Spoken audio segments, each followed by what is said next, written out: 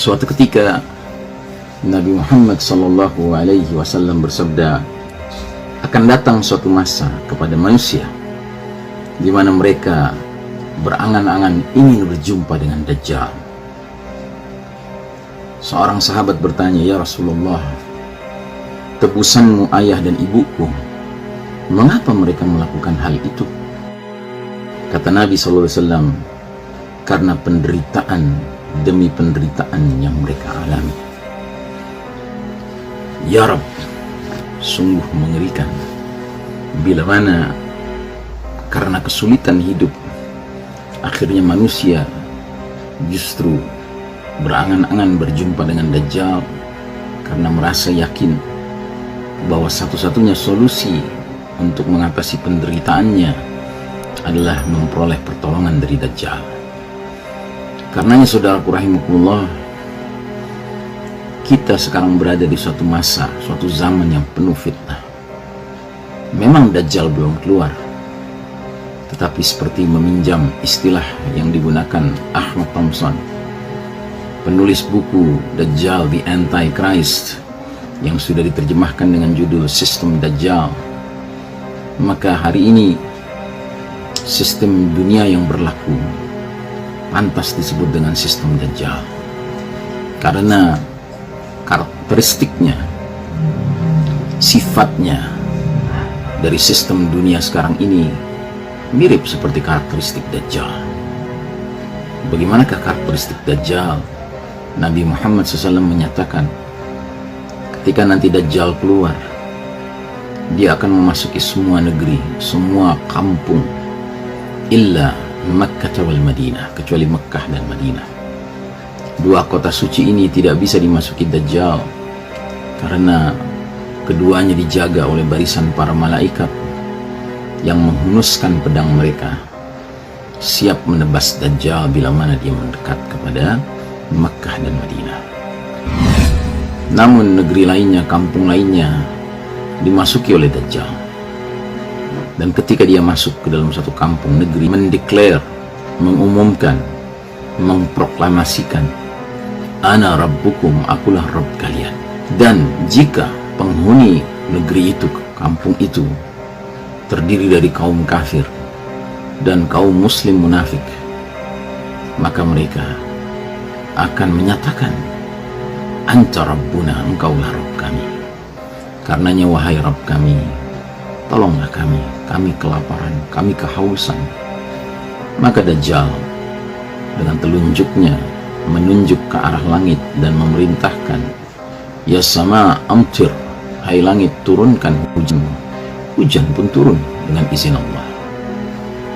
Dia menunjuk ke arah bumi dan dia mengatakan, keluarkanlah tumbuh-tumbuhanmu. Maka keluarlah tumbuh-tumbuhannya dengan subur, dengan lebat, sehingga hewan ternak dari kaum kafir dan kaum munafik ini segera menjadi gemuk karena cukup makanannya, susunya banyak.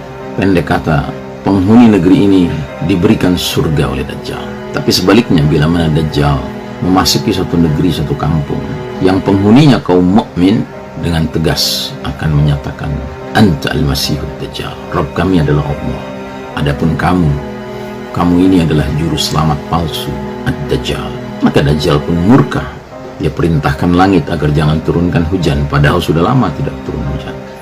Dia perintahkan bumi agar tidak mengeluarkan tumbuh-tumbuhannya, padahal sudah lama tidak mengeluarkan tumbuh-tumbuhannya. Sehingga hewan ternak dari kaum mukmin ini mati bergelimpangan. Singkat cerita, Dajjal memberikan neraka kepada kaum ini. Nah, begitu juga dengan sistem Dajjal ini.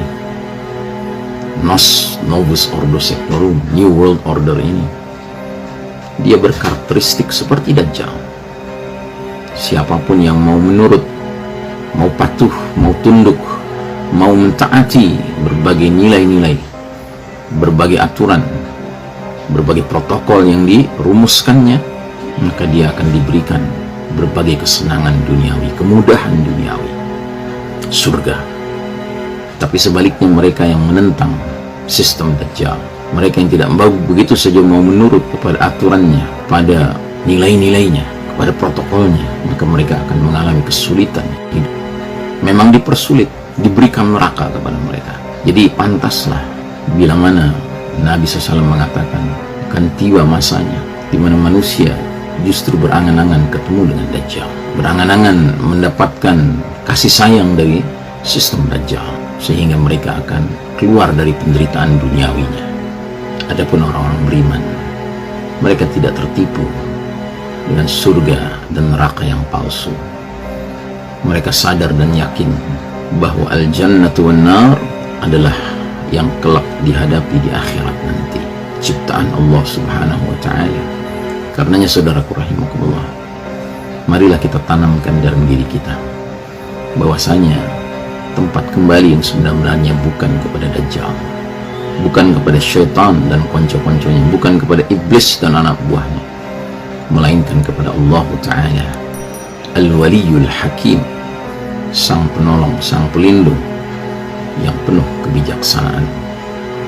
Mudah-mudahan Allah Ta'ala memelihara iman Islam kita di era penuh fitnah yang semakin berat ini, sehingga kita tidak terkecoh untuk mengutamakan surga dunia meninggalkan surga akhirat. Kita tidak terkecoh untuk meninggalkan neraka dunia untuk hanya menuju kepada neraka akhirat. Karenanya kembali kami ingatkan hakikat kesuksesan, hakikat keberhasilan, sebagaimana firman Allah Ta'ala dalam surah Ali Imran 185, kullu nafsin dha'iqatul maut wa innama tuwaffawna ujurakum yawmal qiyamah faman zahziha 'anil nari wa udkhilal jannata faqad faz wa mal hayatud dunya illa mata'ul ghurur. Tiap-tiap yang bernyawa, berjiwa pasti akan merasakan kematian, dan sungguh hanya di hari berbangkit kelak nantilah disempurnakannya berbagai ganjaran-ganjaran, balasan-balasan untuk kalian. Maka barang siapa dijauhkan dari api neraka dan dimasukkan ke dalam jannah, sungguh dia telah meraih keberhasilan, kesuksesan, kemenangan, kejayaan yang hakiki dan abadi. Dan tiadalah kehidupan dunia ini melainkan kesenangan yang memperdayakan. Wassallallahu ala nabiyyina Muhammadin wa ala alihi wa ashabihi wa mawalah. Wassalamualaikum warahmatullahi wabarakatuh.